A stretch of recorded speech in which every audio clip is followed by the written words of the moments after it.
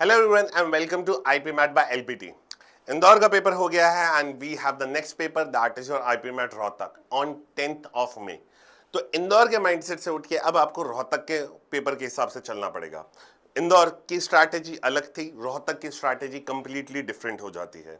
इंदौर के अंदर हमारे पास अटेम्प्ट्स हम कम करते हैं तब भी ठीक रहता है, लेकिन रोहतक के अंदर हमको अटेम्प्ट्स को बहुत ज्यादा करना पड़ेगा।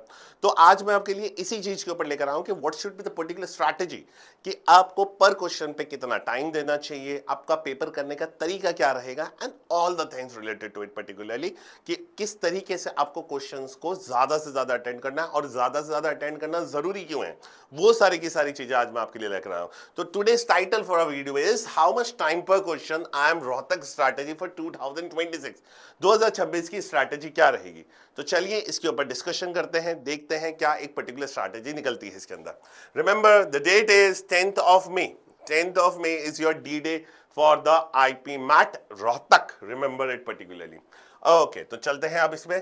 तो सबसे पहले रोहतक के बारे में समझना पड़ेगा, रोहतक का माइंडसेट क्या है। जैसे रोहतक के अंदर आप अगर कट ऑफ्स की बात करते हैं तो you will see that there are high cut offs. High cut offs का मतलब क्या होता है, जो पेपर का लेवल रहेगा that would be from easy to moderate. अब तक पेपर आपका इजी टू मॉडरेट लेवल पे ही चला है, सिंपल सी बात है। तो अब easy to moderate level paper, easy to moderate level of paper, तो यानी higher cut offs. Higher cut offs का मतलब क्या हो जाता है, you have to maximise your attempts. Attempts को बहुत ज्यादा मैक्सिमाइज करना पड़ेगा। तो याद रखिएगा, maximum attempt is one of the most important part for Rohtak. बच्चे फेल क्यों होते हैं सबसे ज्यादा, बिकॉज उनके पास क्या होता है, प्रॉब्लम क्या रहती है, डिफिकल्टी ऑफ क्वेश्चन की कभी प्रॉब्लम थी ही नहीं रोहतक में। रोहतक में मेन प्रॉब्लम है पुअर टाइम एलोकेशन की।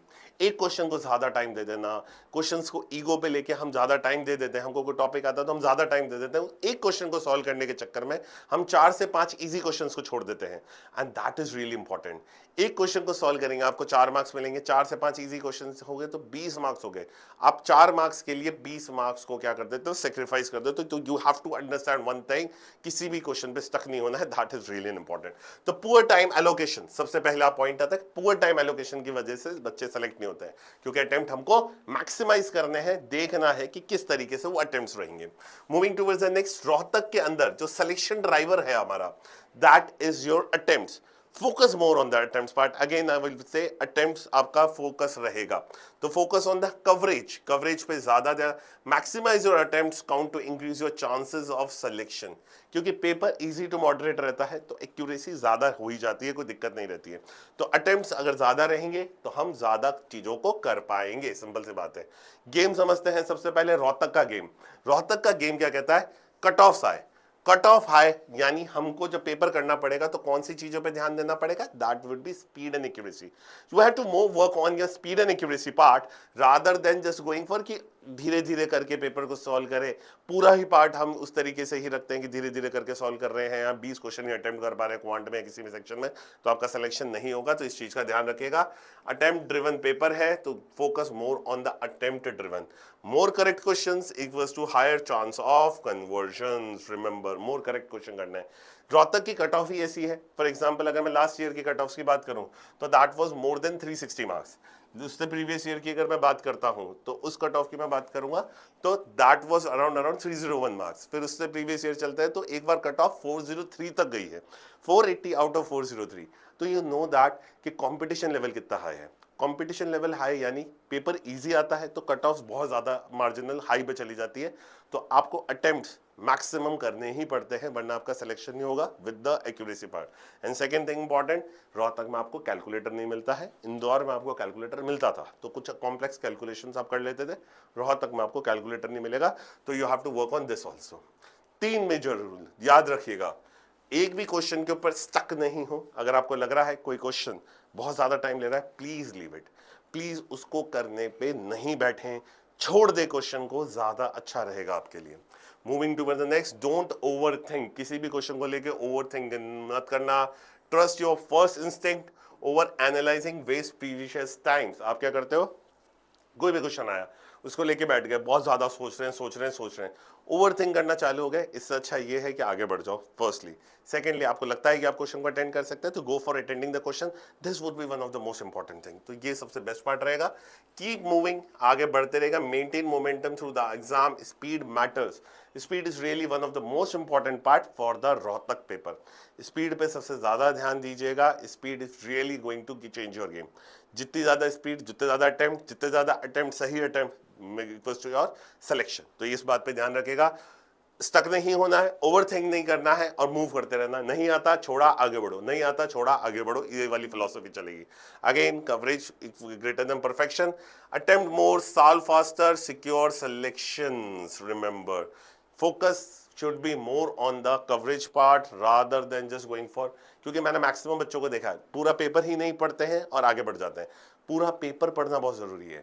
ऐसा नहीं हो कि आप कुछ क्वेश्चंस पर अटक गए, पूरे पेपर लास्ट क्या कुछ एलआर के क्वेश्चन रह गए जो कि बहुत इजी थे। तो इन चीजों पे ध्यान रखिएगा। Do not go for just stuck on a question, do not go for कि बस छोटा से कुछ किसी क्वेश्चन को लेकर बैठ गए और उसको लेकर बैठ गए, तो हमको इस पर ध्यान नहीं देना है ना।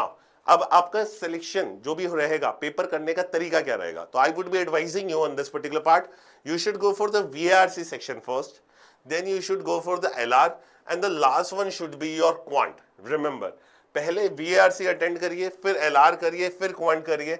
This would be the one of the most important strategies for this. अगर आपने क्वांट किया या LR पहले कर लिया तो इसके रिपरकशंस होंगे, इसके लिए आपके लिए ही प्रॉब्लम क्रिएट हो जाएगी। तो इसलिए कभी भी आप LR और क्वांट को पहले नहीं करना है, याद रखिएगा।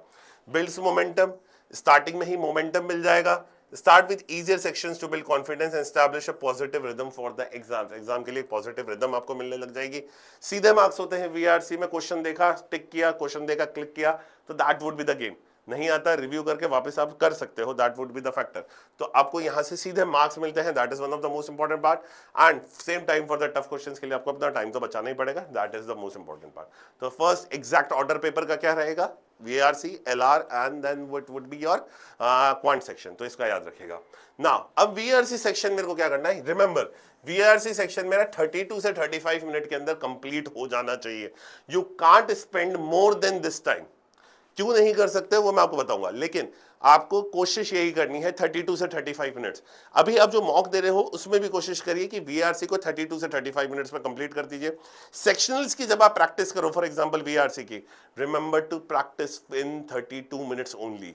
जितना ज्यादा आप सेक्शनल्स की प्रैक्टिस 32 मिनट में करोगे तो एग्जाम के अंदर वो 35 मिनट्स में अराउंड कंप्लीट भी हो जाती है। तो अभी मेरे को प्रॉब्लम नहीं है, याद रखना। इससे जैसे ही टाइम आगे बढ़ने लगेगा तो remember you will be failing, कहीं ना कुछ पार्ट मिस होना स्टार्ट होगा अगले सेक्शन में।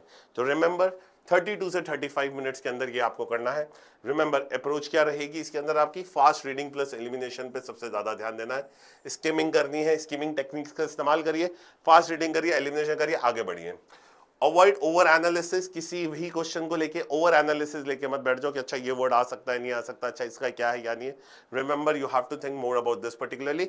इससे बचना है, ओवर एनालिसिस नहीं करना। नहीं समझ में आ रहा, छोड़ के आगे बढ़ जाना ज्यादा अच्छा है, रिव्यू नेक्स्ट करके आगे बढ़ जाना ज्यादा सही रहेगा। ओवर एनालाइज मत करना, मैक्सिमम क्वेश्चंस आपको अटेम्प्ट करने हैं। तो इसके अंदर आपका जो आइडल टाइम रहेगा that would be 45 to 60 second से ज्यादा आप टाइम नहीं दोगे। Goal higher accuracy, higher attempt का गोल है मेरा। तो higher accuracy plus higher attempts in VARC section, that would be the goal. 45 से 60 सेकंड का आइडल क्वेश्चन का टाइम रहेगा आपका। 32 से 35 मिनट्स के अंदर आपको ये पूरा सेक्शन खत्म कर देना है and then jump over to the next section, that is your LR। Again LR would be solve again in 32 से 35 मिनट्स ओनली। तो that would be quite easy. मेरे को क्वेश्चन नंबर फर्स्ट मिला, सीरीज का है, करना चाहता हूं या नहीं करना, मेरी स्ट्रेंथ है, करा, नहीं करना चाहता तो रिव्यू नेक्स्ट करके आगे बढ़िए। पजल्स मिली, छोड़ दो। डायरेक्शन सेंस का क्वेश्चन मिला, सीधा straight forward one liner question है, कंप्लीट। कैलेंडर का क्वेश्चन मिला, कंप्लीट। क्लॉक का क्वेश्चन मिला, कंप्लीट। इनपुट आउटपुट का क्वेश्चन मिलता है, टाइम लगता है, छोड़ दीजिए, कोई दिक्कत नहीं है। फिर ऐसे करके आप पहले स्कीमाइज करिए, पहले आप देखिए कि पूरे 40 तक आपने क्वेश्चन अटेंड करे। अगेन देन मूव फॉरवर्ड, वापस देखिए जो रिव्यू वाले क्वेश्चन थे उनको कंप्लीट करिए, फिर जो बच गए क्वेश्चन उनको कंप्लीट कंप्लीट करिए। तो this would be the strategy for the LR section. LR के अंदर कुछ इसी तरीके से चलेंगे। पजल्स को शुरुआत में प्लीज अटेंड मत करिएगा, चाहे वो आपसे देखते ही आपको लग रहा है मैं कर सकता हूं, बट अटेंड मत करना, टाइम लेती है, इसलिए कह रहा हूं। सीरीज का क्वेश्चन किसी किसी बच्चों को लगता है कि सर लॉजिक एक बार में हिट नहीं होता, कोई बात नहीं, स्किप करके आगे बढ़ जाना ज्यादा सही रहेगा।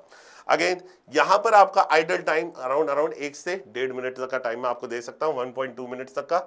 यहां पे आपको मैक्सिमम अटेंड करने हैं। रिमेंबर, जिन भी बच्चों का सिलेक्शन हुआ है, जो लास्ट ईयर की बात करूं अगर मैं, 99% स्टूडेंट्स 35 प्लस अटेंड कर देते हैं एलआर में, क्योंकि एलआर इज क्वाइट इजी। जो टॉपर्स की बात कर रहा हूं मैं, टॉपर्स 35 प्लस अटेम्प्ट कर देते हैं विद एक्यूरेसी, क्योंकि इसके अंदर स्कोर करना बहुत आसान होता है। 35 प्लस यहां से अटेंड कर रहे थे उन्होंने पिछली बार में, अगर देखा जाए। अब क्वांट के अंदर चाहे फिर वो कम भी करेंगे तो भी चल जाता है, जो कि मैक्सिमम स्टूडेंट्स की थोड़ा सा फोबिया रहता है जिनको बच्चों का। तो आप एलआर के अंदर और बीआरसी में अच्छा स्कोर कर लीजिए, अच्छा अटेंड कर लीजिए, फिर उसके बाद में आपके पास क्वांट का सेक्शन रहेगा, तो you will be highly motivated. अच्छा अटेंड कर लिया है, पेपर एक बहुत ही अच्छे मोमेंटम पे चल रहा है, कोई दिक्कत नहीं है। फिर आप जब क्वांट के सेक्शन में आएंगे तो वो आपको मोमेंटम बहुत हेल्प करने वाला है, इस बात का ध्यान रखिएगा। Remember, LR can be tricky also. अगर एलआर ट्रिकी लग रही है, remember, do not take a question on the ego part. Ego पे मत लेना ना किसी क्वेश्चन को, स्टक हो गए पेपर खत्म हो जाएगा, याद रखिएगा। आफ्टर 32 टू 35 मिनट्स, एक एक मिनट भी आप जितना दोगे आपके लिए वो बहुत भारी पड़ेगा। 35 मिनट के बाद में मान लीजिए आपने मेरे से कहा कि सर मेरे तो 33 क्वेश्चन ही हुए, क्या मेरे को उसके आगे टाइम देना चाहिए? नहीं देना चाहिए, डायरेक्ट क्वांट पे आ जाना, छोड़ देना ज्यादा सही रहेगा, क्योंकि क्वांट के बहुत सारे क्वेश्चंस आप मिस करने वाले हो अगर आपने इससे ज्यादा टाइम दिया। इफ यू आर स्पेंडिंग की 50 मिनट्स मैंने एलआर में दे दिया और फिर तो पेपर ही खत्म हो जाएगा, this would be a problem for you. तो रिमेंबर, अगर ट्रिकी एलआर आती है, आपको लग रहा है कि मैंने 30 से अबव तक क्वेश्चन कर लिए हैं, मेरे 35 मिनट खत्म हो चुके हैं, please go for the quant section. Quant section पे डायरेक्ट स्किप हो जाइए। तो देखिए 5 मिनट मैंने अगर अराउंड देखा जाए तो मैंने 5 मिनट वीआरसी से चुराए, 5 मिनट मैंने इस सेक्शन से चुराए, तो अब मेरे पास क्वांट के लिए 50 मिनट्स का टाइम बच गया है। अब 50 मिनट्स में मेरे को 40 क्वेश्चंस अटेंड करने हैं, and this would be the गुडेस्ट part of this paper. अब आपके पास एक बहुत अच्छा टाइम है क्वांट करने के लिए, अब आप क्वांट को अटेंड कर सकते हो। प्रीवियस ईयर ट्रेंड की बात करूं तो अगर आप ये सोच के चल रहे हो कि मैं 40 मिनट्स 40 क्वेश्चंस के लिए दूंगा, रिमेंबर, क्वेश्चंस नहीं हो पाएंगे, प्रेशर ज्यादा बिल्डअप रहेगा। मेरे को बच्चे मिले थे पिछली बार जिन्होंने क्या कर लिया, 50 मिनट्स दे दिया, 45 मिनट्स दे दिए एलआर सेक्शन में, तो क्वांट के क्वेश्चन सिर्फ 25 या 26 ही अटेंड कर पाए या उससे भी कम अटेंड कर पाए, तो इस कारण उनका सिलेक्शन नहीं हो पाया था। तो इसलिए मैं आपको यही एडवाइस करूंगा इसमें कि आपको 50 मिनट्स का टाइम मिलेगा अराउंड, अगर आप इस स्ट्रैटेजी को फॉलो करते हैं। अब इसके अंदर आपको सबसे पहले always go for the easy questions, जो आपको फर्स्ट दिखते ही होते हैं वो करो। लेंदी क्वेश्चंस कि लग रहा है कि टॉपिक आता है बट लेंदी लग रहा है क्वेश्चन, तो वैल्यूज ऐसी हैं तो उनको रिव्यू कर दीजिए। There would be the medium questions. Question देख के बिल्कुल भी समझ में नहीं आता तो that would be hard question, कुछ नहीं है। तो सबसे पहले आपके 40 क्वेश्चन इजी तक, जो भी जितने भी क्वेश्चन है क्वांट के, पहले इजी वाले क्वेश्चन सारे अटेंड कर लिए, फिर वापस रिव्यू वाले क्वेश्चन देखे, रिव्यू वाले क्वेश्चन को उठाया, वो वाले आपने कंप्लीट कर लिए, फिर उसके बाद में बचा हुआ टाइम आप अपने हार्ड क्वेश्चंस को दोगे। Remember, avoid ego solving. Ego solving नहीं करनी है, ये एलआर में भी जरूरी है और ये क्वांट में भी जरूरी है। ईगो सॉल्विंग की वजह से बहुत सारी दिक्कतें स्टार्ट हो जाती है, आप स्टक हो जाते हो क्वेश्चन पे और पेपर खत्म हो जाता है। याद रखिएगा, ईगो सॉल्विंग नहीं करनी है। जैसे ही किसी क्वेश्चन में लग रहा है ज्यादा टाइम, छोड़ दो और आगे बढ़ जाओ। Remember this. Smart selection of questions तो आपको करना ही है। फिर अब मैक्सिमम टाइम मिल चुका है आपको क्वांट के लिए, तो this would be quite good for you. तो this would be the particular strategy for the quant. अब क्वांट में 50 मिनट देने से आपको क्या फायदा होगा ये आप खुद समझ सकते हो। मूविंग टुवर्ड्स, अब बेसिकली क्यों ये स्ट्रैटेजी अच्छी है, क्या है? सिंपल, सबसे पहली बात है तो रिमेंबर, ये कैट का पेपर नहीं है, ये इंदौर का पेपर नहीं है, this is a Rohtak paper. ये रोहतक के माइंडसेट के हिसाब से बनाई गई स्ट्रैटेजी है। तो अब कट ऑफ आई थी पिछली बार, सबसे ज्यादा कट ऑफ का बात करें तो कट ऑफ आई थी, तो मैक्सिमम अटेम्प्ट करने पड़ते हैं, मोर अटेम्प्ट से सक्सेस आती है। तो अब एक्यूरेसी प्लस अटेम्प्ट्स आपका सिलेक्शन बनाते हैं, तो इसके लिए ये strategy that is really useful. ये स्ट्रैटेजी आपके हाई कट ऑफ में भी वर्क करती है सबसे ज्यादा, और अगर कट ऑफ मिनिमम रही तो भी वर्क करेगी, तो you would be on a safer side for this. याद रखिएगा इस चीज को, strategy equals to execution equals to selection. Remember this particular slogan, strategy selection execution वाला। अब बच्चे आते हैं मेरे पास जो मेरे को कहते हैं कि सर मैं तो पहले क्वांट करता हूं। मैं कभी भी आपको ये एडवाइस नहीं करूंगा कि you should go for the quant section first. क्यों नहीं करूंगा, इसका कारण है। Starting with quant, don't begin with the most time consuming section, because सबसे ज्यादा बच्चे टाइम दे देते हैं, स्टक हो जाते हैं क्वेश्चन के ऊपर। अब आपने क्वांट का सेक्शन उठाया, क्वेश्चन पे स्टक हो गए, मान लीजिए आपके पास आपने बहुत सारे क्वेश्चन, 50 मिनट लग गए, आपका पेपर वहां पे खत्म हो जाएगा। तो इसलिए हम कभी भी क्वांट सेक्शन को पहले नहीं उठाते, हाई रिस्किंग फैक्टर है ये, याद रखिएगा। अगर आपने क्वांट उठा लिया, क्योंकि सब बच्चे कनेक्टेड होते हैं, आप भी दिल से कनेक्टेड हो गए क्वांट से, इजी टॉपिक है, करना है, तो उसके चक्कर में सबसे ईगो पे ज्यादा ले ली जाती है क्वांट, सबसे बड़ी बात। दूसरा, spending 3 to 4 minute on a question, अब वापस ओवर थिंक करा, स्टक हो गए, खत्म। अब इसकी वजह से क्या होता है, अगर फॉर एग्जांपल कोई बच्चे ने 50 मिनट में क्वांट ले ली, तो अब वीआरसी और दूसरे एलआर के सेक्शन, वीआरसी और एलआर का सेक्शन वो क्या हो जाता है, इग्नोर्ड हो जाता है, जिसके अंदर जो इजी क्वेश्चंस होते हैं वो मिस होने के सबसे ज्यादा चांसेस रहेंगे आपके पास। तो देखिए, आपने क्वांट किया 50 मिनट या उससे ज्यादा में, अगर आपने स्टार्टिंग में कर लिया, ठीक है, 40 मिनट में 40 क्वेश्चन करना, प्लीज, लिटरली हाइपोथेटिकल बात है। तो अब आप क्या करोगे, वीआरसी और एलआर के अंदर कम करोगे टाइम, तो अब उसके अंदर आप इजी क्वेश्चंस को मिस करना चालू कर दोगे। आपने मान लीजिए एलआर को ज्यादा टाइम भी दे दिया, एलआर को ठीक टाइम दे दिया, 40 मिनट दे दिए, तो अब आपका वीआरसी के 10 मिनट कम हो गए हैं, तो अब वहां पर प्रॉब्लम होना स्टार्ट होगी। तो वहां के इजी क्वेश्चंस को आप छोड़ना स्टार्ट कर दोगे या तुक्केबाजी करोगे, तो that's the problem. Stuck ego trap में नहीं होना है, याद रखिएगा। फॉर बेटर रिजल्ट्स, तो I would be advising you VRC first, then the LR and that the quant section, और टाइम लिमिट भी मैंने आपको बता दी है। तो अब इस स्ट्रैटेजी के हिसाब से अगर देखा जाए, तो 80 to 90% high attempt with strong answer, हमको 85% तक रखनी है। स्ट्रैटेजी अटेम्प्ट रेट 75% रहेगी और इसकी मैक्सिमम रहेगी 70%। तो अब मेरा सिलेक्शन होने के चांसेस सबसे ज्यादा बन जाते हैं। Remember, push attempts aggressively for maximum selection chances, remember this thing. जितने ज्यादा अटेम्प्ट एक्यूरेसी के साथ, उतना आपका सिलेक्शन क्राइटेरिया, पेपर पूरा पड़ा है, सारी चीजें सही से सॉर्टेड है, तो कोई प्रॉब्लम आपको नहीं होगी इसमें। तो आई होप सो आपको स्ट्रैटेजी बहुत क्लियर है, क्या करना है क्या नहीं करना है। 5 डे स्ट्रैटेजी प्लान था ये आपका, टाइमर के साथ आपको प्रैक्टिस करनी है।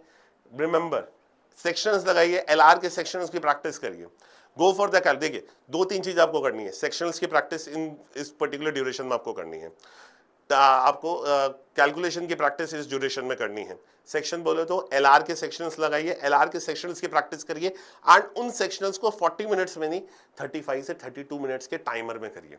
In the same way for the VRC के अंदर भी आप यही करिए, 32 से 35 मिनट्स के टाइमर में करिएगा, तो दिस वुड बी रियली, तो रियल पेपर के अंदर आपको बहुत ज्यादा टाइम मिल जाएगा और आप अच्छे से कर पाओगे। तो एलआर के सेक्शंस की प्रैक्टिस करिए, वीआरसी के सेक्शंस की प्रैक्टिस करिए, कैलकुलेशंस की प्लीज प्रैक्टिस करिएगा, सिंप्लीफिकेशन और इन सारी चीजों को ध्यान दीजिएगा, कैलकुलेशन प्रैक्टिस करिए, ताकि आप थोड़ा अच्छे से पेपर कर पाओ, तो कैलकुलेशन में नहीं अटकोगे। सेम सेक्शन ऑर्डर करना है, वीआरसी, एलआर और फिर क्वांट, याद रखिएगा। स्पीड पे ध्यान देना है, speed is one of the most important thing.